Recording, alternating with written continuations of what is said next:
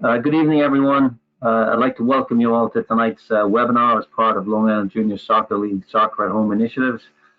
Tonight, we're pleased to bring you a College Coaches Forum.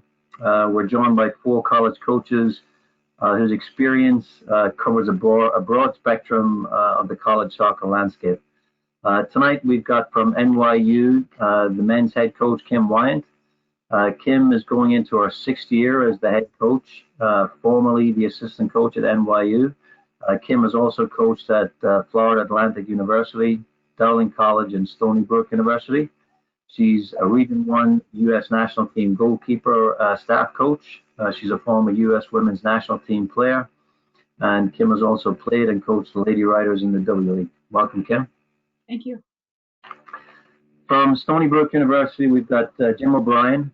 Jim is the assistant at Stony Brook University.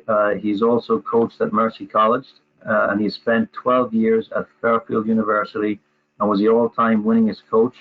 He also started the Southern Connecticut women's soccer program, and Jim has been a college coach for 23 years. So good experience. Welcome, Jim. How's it going? College, we have Frank Petula. Frank is going into his 4th season at Queens. Prior to this, Frank was the coach at Suffolk Community College for 10 years, where he won 2 NJCAA national titles, was named National Coach of the Year. In his 10 years at Suffolk, the team were regional champions 5 times and regional finalists 4 times, an incredible record to be in a regional final 9 times out of 10 years. Prior to Suffolk, Frank was the assistant coach at his alma mater, Dowling College, for 6 seasons. In the 6 seasons he was there, they were in the Final Four 4 times and were national champions in 2006. After playing 4 years at Dowling, Frank also played in the USL for the Pan Cyprian Freedoms. Welcome, Frank. Thank you, Ron. Thank you for having me. Very welcome. From the Merchant Marine Academy at Kings Point, we have Dan Guider. Dan has just been appointed the assistant coach at Kings Point. Congrats on that, Dan. Thank you. Prior to his appointment, he spent 7 years as a coach at SUNY Maritime. During his time as head coach at Maritime, the program record improved each and every year that he was there. In his 5th year there, that was when the program achieved the most wins in program history. And in his final season, they won the Skyline Conference and earned a trip to the NCAA tournament. So welcome, Dan. Thank you, Ronan. First, thanks everyone for taking the time tonight to be with us. I know that it's challenging in the Zoom times that we have going on at the moment, so I really appreciate your time tonight. So we'll start off with an obvious question, I guess, and it's regarding recruiting and getting to see players, during this the pandemic that we're having.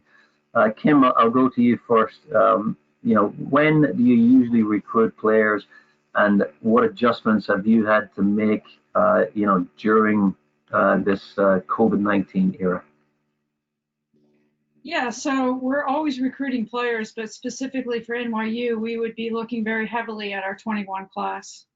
And by mid-August, or say end of August, we would have vetted all of our recruits, and we would be making offers and roster spots to our recruits with the goal of having them apply by the early decision application deadline at NYU, which is November 1st. So with COVID, everything's been upended. The calendar has been completely changed because we haven't been able to see players play live. We had chances maybe in December after the fall season was over, up until the point where everything stopped. And so our 21 class, we have maybe seen only about 50% of players that we have so far identified actually play in a live environment. So it's putting us behind. It's definitely going to change the calendar. And I think the one thing that I'll say to all the kids that are watching this and seeking information is that nobody should panic, because every single player and every single coach is in the same position as I am in terms of recruiting. We're not able to interact with players. We're not able to have them on campus for recruiting visits. We're not able to see them play live for various reasons. Right now, the biggest thing that's holding us up is the recruiting dead period has been extended through July 31st. So until that's lifted, we won't be able to see players in any capacity until August. Yeah. So, Jim, I'll ask you, because in Division One, typically, you're recruiting, a little bit further ahead than some of the other divisions. So, I'm sure your 2021 class is probably all set for the most part. But is Kim's experience, is that the same for you as far as your recruiting and how it's been changed with the pandemic? Yes and no on the recruiting for 21 is concerned, but I'll echo basically what Kim said is identical with us. So I'm not going to repeat all that. That is a fact across the board, Division 1, 2, 3, junior college, you name it. Our recruiting basically came to a screeching halt. And were we almost there with 21? Yes, but we weren't quite there.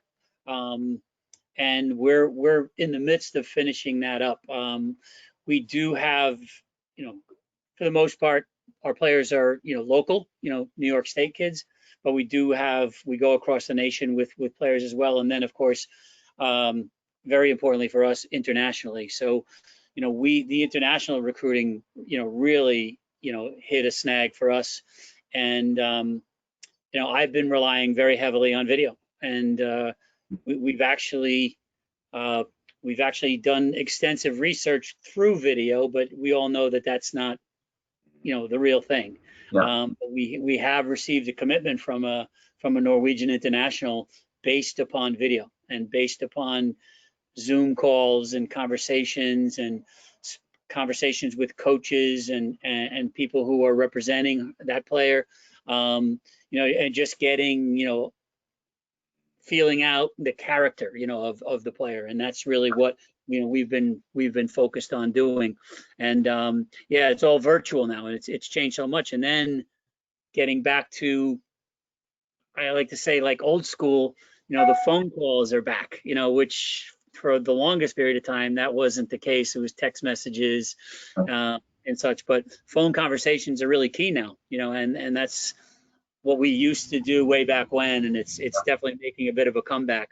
But the video has really been a huge factor for us, most importantly internationally. All right, very good. Frank, and what can players, do at this time to be seen by coaches? Jim and Kim mentioned, doing videos, and it's not always it's not the ideal way to gauge a player. Is there anything, besides video that they can do, that you've seen some kids that you've been recruiting that could help them and help you? The best thing they could do is just keep in contact, send the emails, that obviously that our school is still on their radar, work at a, different way. They're interested in us. So when they contact us, it's just stay in touch with the coach. And I know it's a very difficult situation because I am a school teacher as well, but kids need to keep up their grades right now. It's really important because it's a totally different model than what obviously everybody's used to. So just keeping up their grades to make sure that they're going to be that, D1, D2, eligible with the NCAA Eligibility Center. And that's the best they could do right now is, send the video, keep in contact with the coaches, and keep your grades up. Okay. Dan, everyone just referenced, Jim mentioned about international players. That's not, being at Kings Point, that's not really a concern for you. So, being in military academy, can you tell us a little bit about the type of player that you would be recruiting, and does it make that easier or tougher for you to recruit those players, and the obligations that those players will have once they, they graduate from Kings Point?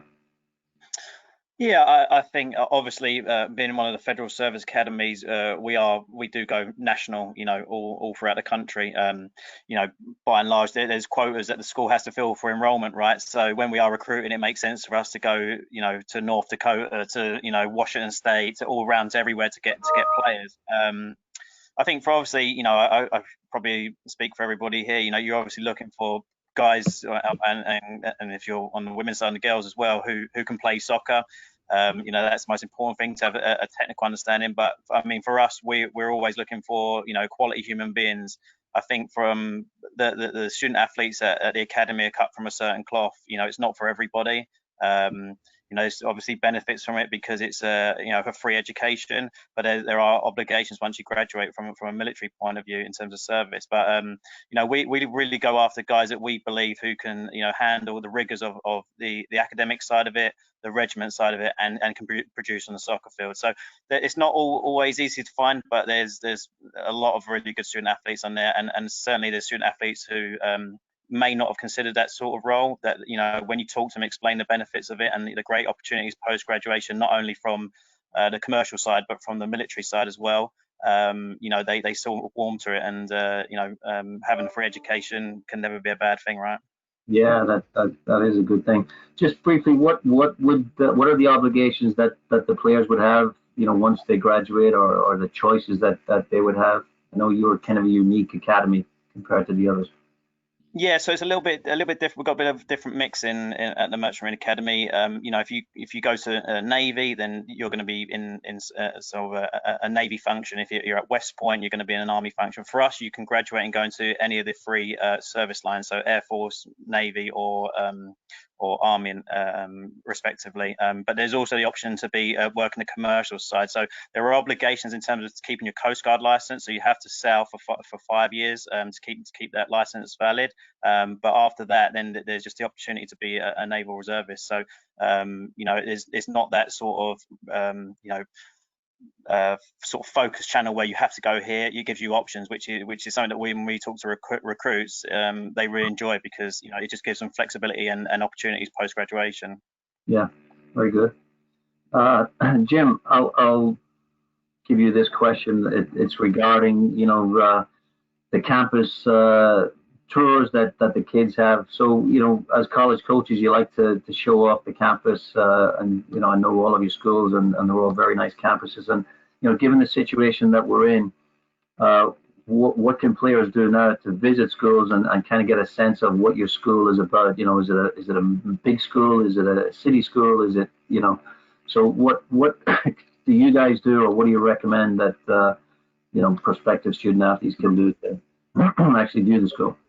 The staff, our staff, the soccer staff and sports information worked very hard on a Spark video that came out really good. It's about 9 minutes long, and it really promotes everything about Stony Brook University, from the academics, with the population, with the academic requirements, along with location, facilities,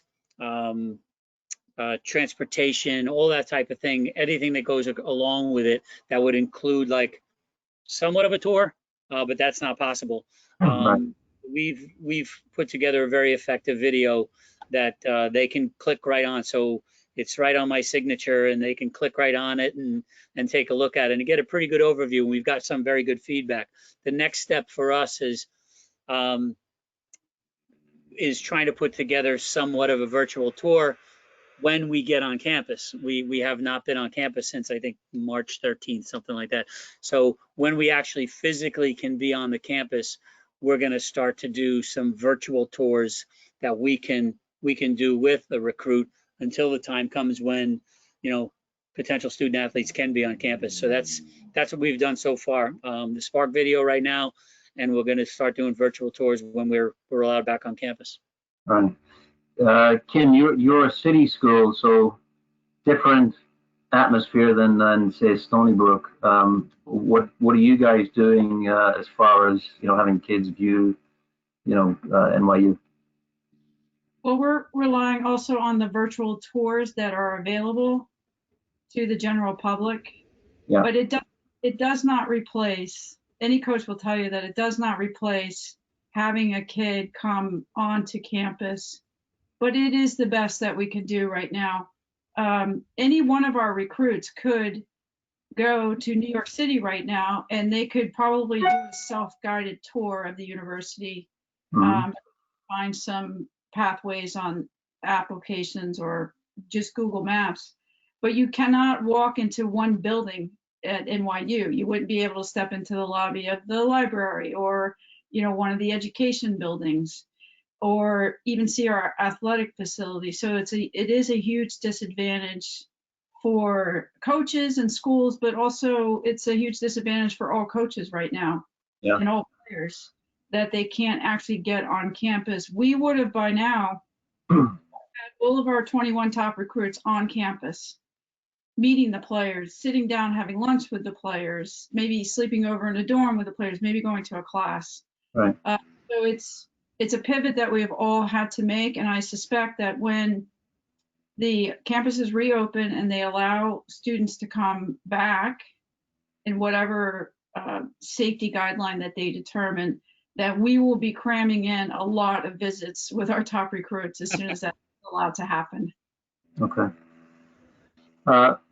Frank, I'm going to rely on your experience at junior college. Not every student has the grades to get into a 4-year school right away, coming out of high school.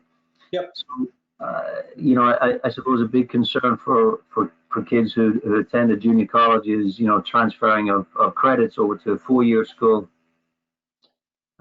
between Suffolk and, say, Nassau County Community College. Did you find in your time at Suffolk, did you find that schools were open to accepting a lot of credits, accepting the associate's degree and so on? Like, how was that for you? Absolutely. They basically accepted all the credits that came over as long as they were transferable with over a D. Ds weren't going to transfer in.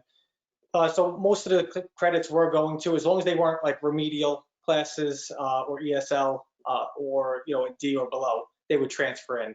And honestly, the junior college route, not everybody's going to be D1 or D2 eligible through the NCAA. So it's a good option to get your feet wet in an academic setting, get a season of college play under your belt, and then also move on to a 4-year school after that, as long as you have the transferable credits and the GPA. Yeah, usually the kids come out with 60 credits or so from a junior college, and in your experience, most of those transfer over.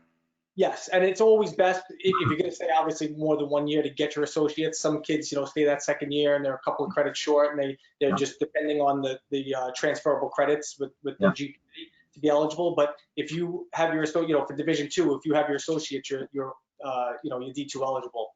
So it's always just get your associates, you have that under your belt, and then you move on. Okay. Plus, the advantage of Long Island kids, Nassau and Suffolk, two of the best junior colleges in the country, whether scholarship or non-scholarship, D1, D3. That's how junior college is broken up. Yeah. And so you compete for a national championship each year, and it's a good experience. Yeah. Yeah, the reputation, the academic reputation of both are very good. I believe we have a graduate of Suffolk Community College on the webinar tonight, so that. Ronan, may I say something about the junior college experience? NYU, we recruit basically worldwide, but this applies to any region of the country. I think that the junior college option for this coming fall could be an option that a lot more kids are looking at, a lot more kids, because there's just such uncertainty about what's going to happen on a university campus. And is it really worth the money? This is what parents are asking. Is it really worth the money to send my kid to a school where everything might still be remote? So I do think that there's a lot of discussion among families for the 20 class and moving forward is, what's the best option here? Is it better to stay home, go to a junior college, try to have some soccer experience in that realm, or maybe even just take a gap year? There's not a lot of great options for a gap year, or maybe just take a part-time semester within my educational track right now. So I just wanted to put that out there for the recruits and the students and the parents to maybe think about that option or look at that option. Yeah, that's a good thought. People might be reluctant to go into a college where they're staying in dorms and so on. I think at Nassau and Suffolk, the local kids could commute. And that's a very good point, Kim. So speaking of grades, So Jim, we've got SAT scores, ACT scores, with, I believe that they've been put on hold, though, the testing for those scores. So what do kids do now? Are you guys just relying on grades? And besides that, what other activities or things can kids be involved in to make them stand out, from other prospective athletes? Well, from Stony Brook's point of view, they're still going to require the SAT score or an ACT score for the time being. That could change. That could change at some point in time, because there's only talk about the next SAT date or dates. Same thing goes to the ACT. So the incoming 20s probably would be okay, but the 21s there could be an issue as far as that's concerned if they hadn't taken them prior to February, and many of them haven't. So as of this point in time, they've told us that they're still going to require the SAT scores and the same score that they were looking for in the past. However, nothing's etched in stone. They've guaranteed nothing at this point. Right. Frank, what about you guys? What's your situation? Yeah, same thing. They're going to require it, but it depends on when they're allowed to take it. But it's still a standard. Queens College is a very difficult school to get in straight out of high school. Very difficult. It's a university. The academics are extremely high, and they're still going to require you to be over 1,000 and over a 90, 91, 92. They're still going to require that. So that's why I said before earlier in the meeting, kids got to, what can they do to help themselves right now? Just concentrate on your grades right now while you're getting in touch with the coaches. Keep your grades. It's important. They don't want to see any dips in your academic performance from your freshman year, sophomore, junior, and then into your senior year. They don't want to see that. Okay. Kim or Dan, anything different in your schools as far as the standardized tests? NYU is still requiring SAT or ACT scores as of now. Okay. Let us know if that's going to change. All right. Yeah, absolutely. Same thing with the academy. They're going to require the ACT or SAT. Like to Jim's point, obviously, if the pandemic continues and the testing centres are not able to be open, and obviously that just changed the parameters. But as of now, yes, those are requirements are going to be needed. Yeah. Along with that, Ronan, the NCAA is still requiring SAT scores for eligibility. Okay. All right. So Frank, I'll ask you this one. What high school juniors, what can they be doing at this time, given the limited opportunities they have to play and showcase their talents? So what should high school juniors who would view this, what can they be doing at this point in time? Well, like Kim said at the beginning, everybody's in the same boat, so it's not like anybody has an advantage over anybody else. Some of the things that they can be doing is highlighting what makes them attractive to that coach. Maybe their outside community service, tutoring that they do, stuff like that, where they can become a little bit more, attractive. Like I said before, keeping up their grades, and if they have any videos of them playing, sending it to the coaches, and just keeping in touch with them. That's honestly, everyone's hands are tied, so it's the best they can do right now. And then as schedules come in, send them to the coaches, and when we're allowed to go see them, and hopefully we'll be, they'll be on our radar and we could get to them first. Yeah. All right. Very good. So this is a question to all. So we've got multiple students apply to your schools each year. So on average, what is the number of applicants and how many players do you typically accept? I know each year is different based on the number of graduates and so on and so forth, but in a typical year, what would that look like? Just so that the players who are looking at this kind of know what to expect. So Kim, you want to kick that one off? Yes. We generally try to identify the players that we are interested in. We do also rely on our inbox. We rely on players that are writing to us to indicate their interest in NYU, why they're interested in the school, maybe provide us a little bit of initial background information, for example, club team, state, what their current academic situation is, if they have test scores, and so we can get sort of a pre-read on that. But it's, you know, relying on your inbox alone for us is not going to get the job done with regards to recruits. So we're identifying recruits, and we're, you know, making sure that they are academically qualified for NYU. We're also having, if we've identified that player, we're having initial conversations with them if we've moved it along as to how, or if they're aware of what the costs are to attend NYU. And then, of course, looking at their soccer ability and what our positional needs might be. But generally, it's, you know, a round number of about, you know, 8 to 10 players a year that are recruited into our program based on those parameters. And just as a general data point, NYU receives about, they received almost 90,000 applicants for admission to the university this year. But we get very specific with our recruits, and we will only support a recruit or ask that recruit to potentially be an athlete for us if we determine that they are academically qualified for the university. Because I have the ability to admit that student. That student has to be admitted in the regular admissions process. So it's very competitive, super competitive, especially NYU, because we are a worldwide brand. So we do get a lot of international inquiries, as well as students from around the entire country. Right. Dan, what about you guys?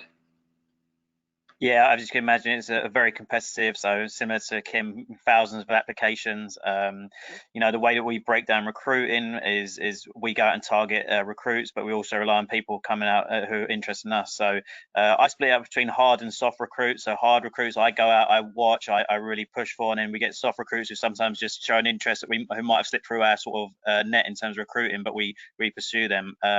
Every year, from the men's soccer point of view, we look to bring in, you know, anywhere between 5 to 8, depending on what we're looking for, you know, in terms of positions and availability in the squad.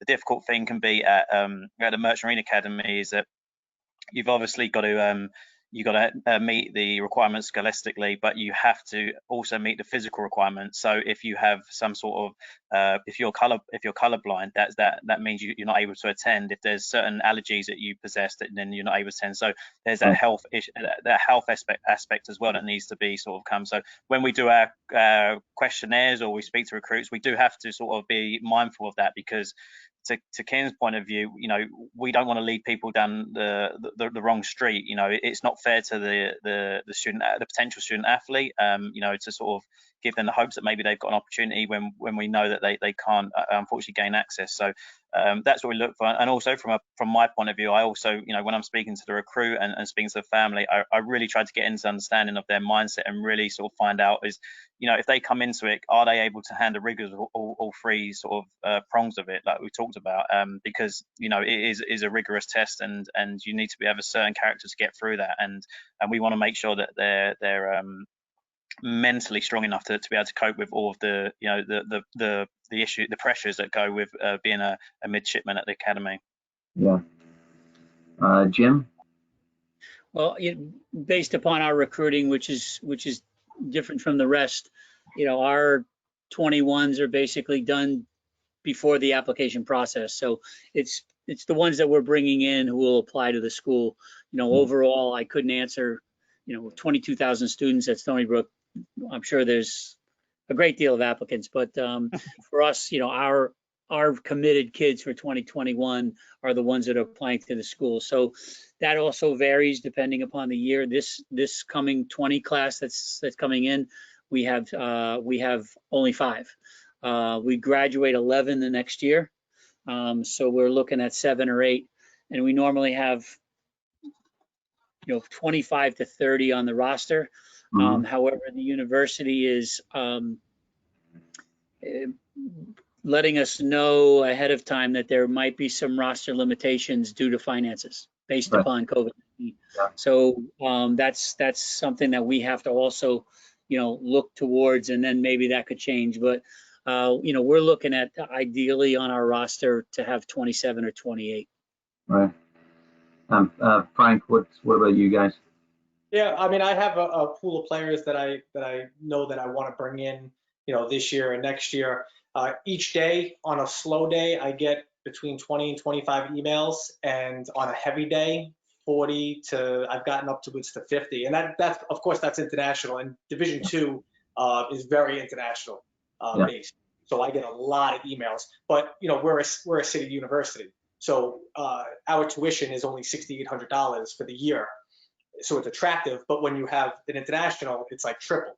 So we don't bring in a lot of internationals. We try and stay locally with a couple of internationals sprinkled in, but we're getting a ton of emails every single day, even on Sundays. We're going 7 days a week, and so we got a big pool to pick from. And like right now, where we can only look at videos, that's what we're doing. I guess listening to you all, sometimes I think Jim mentioned next year you're losing 11, you're graduating at 11 players, and you're bringing in I think 5 this year. Do you try and balance it, because 11 players out of a squad of 25, 27 players, that's a big number of kids to lose, and freshmen can never really replace the seniors that have moved on. So do you try and balance the your recruiting classes as best you can? Obviously, it can be different every year, but do you try and balance that so that if you're losing 2 or 3 or 4 or 5, you're bringing in kind of the same number? And I know it's not a science, but is that something that you all try and do as best you can? Well, I don't think I fully answered the other question. Like this year we lost like 9 or 10 seniors, so we have to replace them. So it's going to be a big class coming in. But on a general year, you're looking to bring in 7 or 8 generally. But we try, like obviously I coached at Suffolk for 10 years, so I like bringing in junior college players. They have some experience. They're a little bit older. Division II, the age limits are totally different, so you could bring in some older players. So we try and sprinkle in a little bit of where you're not gonna turn over 12, 13 a year. Yeah, that would be difficult to manage, I think. Yeah, it's hard. Yeah. So Frank, you mentioned tuition at Queen's. So let's talk about budgets. I know that every school has got different budgets that from scholarships, from academic awards. What can players do to help have them stand out from the crowd, so to speak? It's Division I, Division II, and I know that Kim's situation is different in Division III. That there are no athletic scholarships, and Dan's situation, it's everything is paid for, but with obviously it's a different situation. So what let's start with you, Jim. What can players do to help them stand out from the crowd as far as making them more attractive to you to recruit?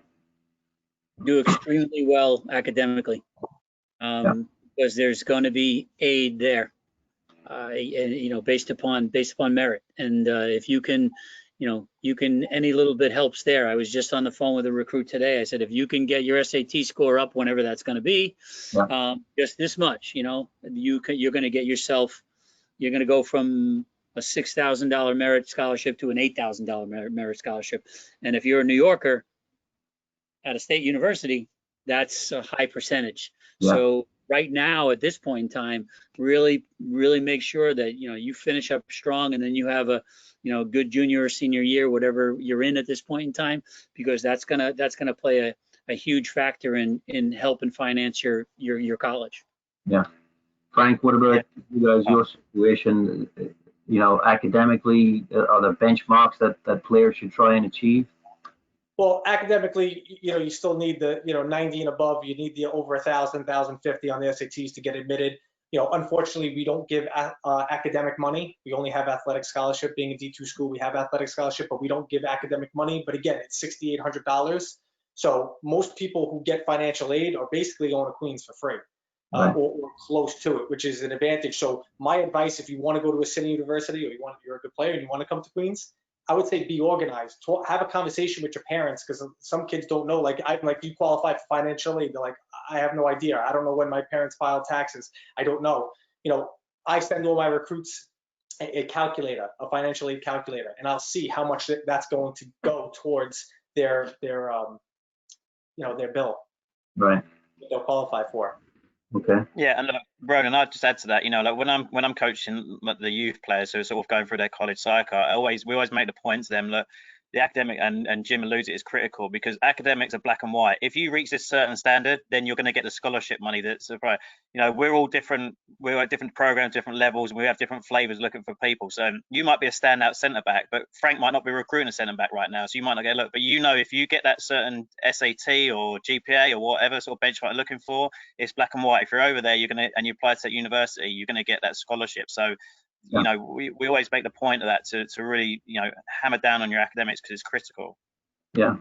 Kim, you're in a unique situation as far as athletic awards, but is there anything that you do at NYU, or of other schools in D3 that help with the finances of prospective players? I concur with what everybody says here. Is the better academic student you could be, the better prospect that you can make yourself to any school. Specific to NYU, we do not give any academic grant money for any student at NYU. They just don't exist. The only financial aid that you can receive at NYU is based on need. That's it. But I do know, talking with other coaches, both in my conference and out of my conference, that there are generous aid academic packages available for students who are excellent students. Right. It's very, very important that you be the best student that you can be. And there are also other academic awards that can be researched that might be available to local kids. I know LIJSL gives out scholarships. Yep. So it's important that you do as much research as you can to find who's giving money and what they're giving money for, and maybe applying for it. Yeah. So there can be independent awards outside of the universities that can help kids pay for college. Okay. That is correct. Good information. So we all like to get the kids on the campus, the children on the campus. So once we were up and running again in the fall, you guys have got certain stipulations that you have to abide by as far as visits, official visits, and so on, and contacts. So do you recommend that players do unofficial visits to a campus? And Jim, I'll start with you. Maybe just describe what an unofficial visit is so everyone understands that. And does that benefit you? Does it benefit the players to do something like that? The unofficial visit is, for most of us, I'm sure, the best way forward, because it's paid by the potential student athlete. There's going to be again, with the new normal, I think there's going to be a lot of concerns with having kids come for official visits, staying on campus. Parents are going to have reservations. University is going to have reservations. There's going to be financial implications. So official visits I think that it's going to be a different time as far as that's concerned. So unofficial visits are paid by the potential student athlete. They can come anytime. They're unlimited. There are limitations to the official visit. I'll get to that in a minute, but the unofficial visits are huge for us. If they choose to stay overnight, once again, it's on their expense. But again, I think that's going to be something that's people are going to think long and hard about that. But they're super important because they can come as many times as they want. They can go to as many schools as they want. They can spend as long or as little time as they want. It's a huge bonus for us. Official visits, each student athlete is allowed 5 during the academic, during the year. And those can be expense paid by the university. Once again, we have, this past year that we've been there, we have steered very clear of that. We want to put resources, budget money towards other things, more important things than bringing a kid on the campus so she can, be, taken out by the team and all that type of thing. So, we feel that we'll be getting away from that. I think a lot of universities will be getting away from that even more, but they are allowed 5 during the course of their, their recruiting cycle. Right. Frank, what do you feel about that? I know that in season might be better or maybe not so good, but what are your thoughts on that? Yeah, I would always suggest for a kid to go on campus, unofficial. Just go on, see campus life, see what the students are like, see how big it is, see how crowded it gets, see if it's a good fit for them. If you're kind of laid back and reserved, maybe a huge university isn't the best ticket for you. If I would also suggest strongly to go to a game. Just go to the school that you're looking to go to. So if somebody wants to come to Queens College, come to a game. See how I am on the sideline. See how the players are. See how they act. See how they play. It may not be a good fit for you. If you like a coach that's very quiet and soft, and you have like a maniac on the sideline, it may not be a good fit for you. But if you like somebody who's like in your face and very motivational and he's very quiet, again, it may not be a good fit. So I would suggest go to campus as much as you want. If you're really serious about that school, go to some games, see how the team is, see how they act, see how the coach is, and see if it's a good fit for you. Okay. Dan, do you guys have, you're recruited from all over the country, but unofficial visits to a military, essentially you're a base. Do you have such a thing, or are kids allowed to come like that and wander around a federal academy? Not really. No, there's restrictions, for security reasons. So pretty much we have to bring everybody who's going to come on is going to come on, that we know of, and we're going to probably put a structure around. And I think the reason behind it as well is valuable for us because, we really like what everybody's just mentioned. You need to understand what a day in the life of a student is, and obviously our institution is a little bit different. You're up very early. There's the requirements early in the morning, then there's class, different flavors of class, and within the regiment and that, and then obviously there's the athletics after it. But so what Frank said, I think that's right. You should try and come on campus and get a feel for what you like: small classes, big classes, urban, suburban, and then if you're looking to play college sports, in soccer in our instance, understand and what the coach is all about, whether he is a screamer and shouter as Frank said, or is a little bit more low key, how they like to play as well. Different coaches have different philosophies, how they want to play. Does that suit your needs? Would you want to be there for 4 years playing in that sort of style? All different sort of things to consider. But yeah, from our point of view, we always look to bring them on to get a real good understanding. So it's very transparent, so that they're not coming in with the wool pulled over their eyes. Yeah, and Kim, when they come, in season to watch a game, are they allowed to speak with you and interact with team members? And are there any restrictions on an unofficial visit, or is it an open book? No, there's definitely restrictions, but it's a lot more flexible to have somebody come unofficially. For instance, I can take a recruit out with their family. I can take them out to lunch on an unofficial visit. That's allowable.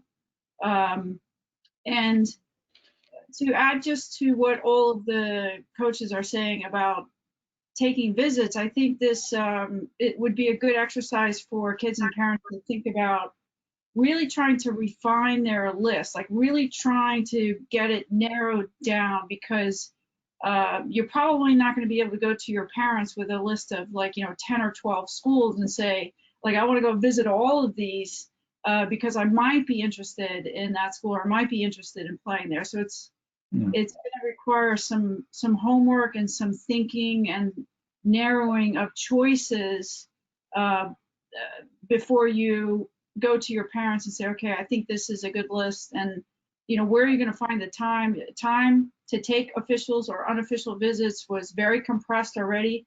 It's more free now, but once we start back up again, it could be further compressed. So taking a visit is definitely well worth it, but I think you try to get really laser focused in on your top schools and then make the investment and make the time to go and do that. All right. Okay. Dan, you mentioned before, on the visits, the day in the life of a student.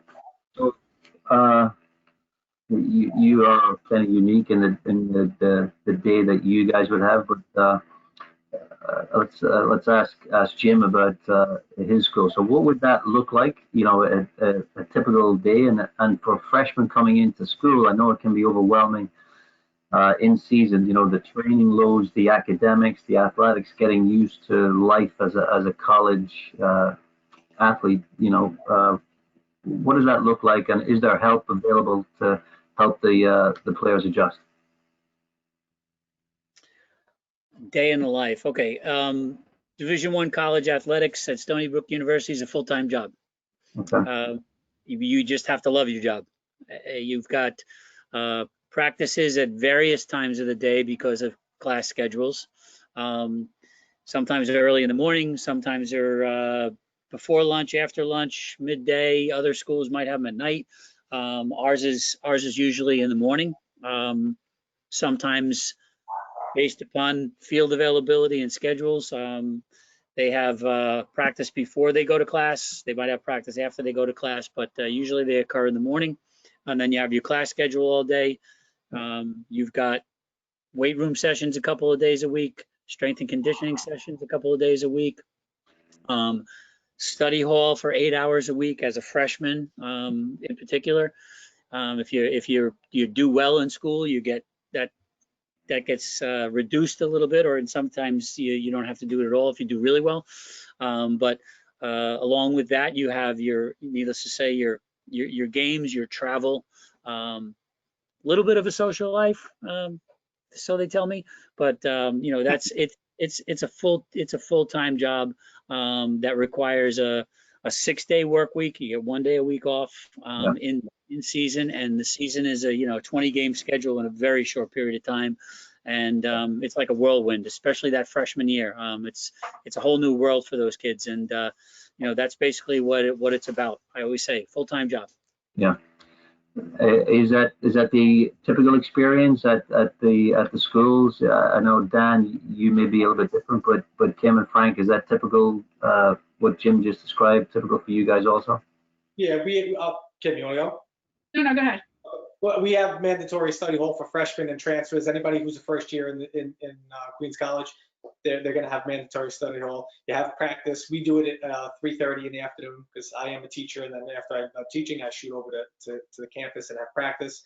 So you have your class schedule, you have practice, you have mandatory study hall for some of the student athletes, and you have weight sessions once or twice a week, and then you have games, and you're like you said, you're scrambling like 20 games, 18 games into 2.5 months. So you're playing like Wednesdays and Saturdays, every Wednesday and Saturday. Sometimes Tuesday, Thursday, and then Wednesday, Saturday. So it's a full-time schedule. Yeah. Do you find that because in season everything is so structured and regimented that the kids' grades are better or worse than in a spring season where it's not so structured, where there's not so many games and so on and so forth? Kim, have you found that, or? My players actually do much better in season because they are more organized. They have better time management skills, and they're more focused. When they come into the spring season, and this is one of the differences that I'd like to draw out between Division I, II, which are money sports, versus Division III, which are non-scholarship, is there is a stark difference in the amount of time that I'm allowed to spend with the athletes. It is a full-time job. We consider it to be very serious. To be a soccer player at NYU, it requires a huge amount of commitment. We have logistical issues with living in the city and having to navigate that. But there are things that I am not permitted to do that other Division I or II sports are. For instance, I cannot have mandatory study hall. I cannot have mandatory weight sessions. We have varsity weight room workouts. They are mandatory in that you have to do them, but you don't have to be there at the time that we set, okay? Because if you have class and you have that conflict, then you have to go to class. Right. It's the same when it comes to missing practice. If you're missing practice, you have a class conflict, you must go to class, and you actually cannot come to soccer practice. If you come to soccer practice and you miss class, that's actually considered NCAA. The other stark difference is the amount of time that we're allowed to spend with them in terms of when we start our preseason. We're only allowed 12 days prior to the start of our first game. I think Division I coaches will tell you it's a lot longer. And then our spring season is much different than a one program where it would be 45 days in Division I or II versus 15 days of soccer at a Division III level. So there's a lot more opportunity for a Division III athlete to focus on academics and focus on maybe other interests or have the space to do that as opposed to at Division I or Division II. Yeah, Dan, I know that you guys probably don't have a lot of downtime in the spring. You've got a congested year, and I think you're an 11-month of the year at school. Is that right? Because of this junior senior years being at sea and so on and so forth. So, is it? I'm sure that the grades are very important at Kings Point. So, do you find in season to be better or off season a bit, or they're both the same given the nature of the academy? Yeah, I think to Kim's point of view, I found in my prior coaching experience, and I don't see Kings Point being different. The fall is the grades are better in the fall because there's more structure, more focus on it. Like I had to do my homework or coursework, but because I know I've got practice certain times, so they're very, very structured in that point of view. And as Kim said, in the springtime we get less time, so there's a little bit more leeway.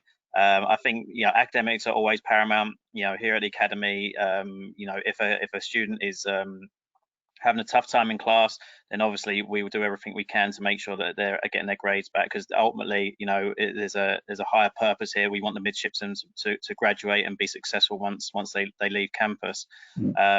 But yeah, it can be challenging at the academy because the day's very structured from early in the morning all the way till about 4:30, and that's when they're able to come off camp. That's when they're able to come and do athletics. So pretty much from early morning, once they get up and they do their PT and other stuff, all the way to 4:30, their schedule is laid out for them.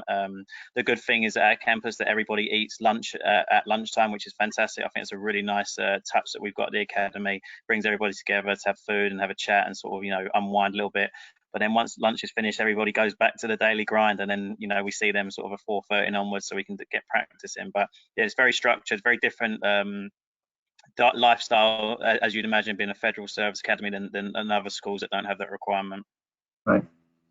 So, looking forward to the fall and given the situation we're in, are there any protocols that your school has put in place, guidelines, as we seem to be coming out of the COVID-19 era?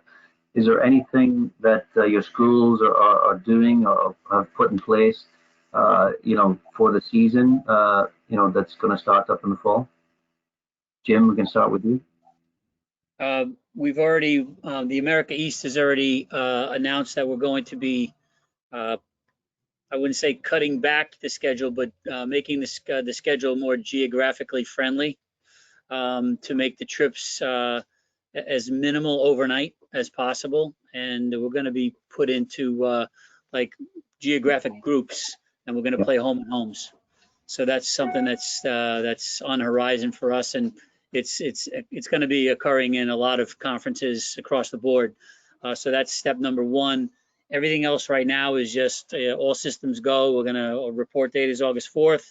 But again, that's all predicated on the state, the university, the state, all that combined. So it remains to be seen, but we have made some changes as far as the schedule is concerned. However, it hasn't been released yet.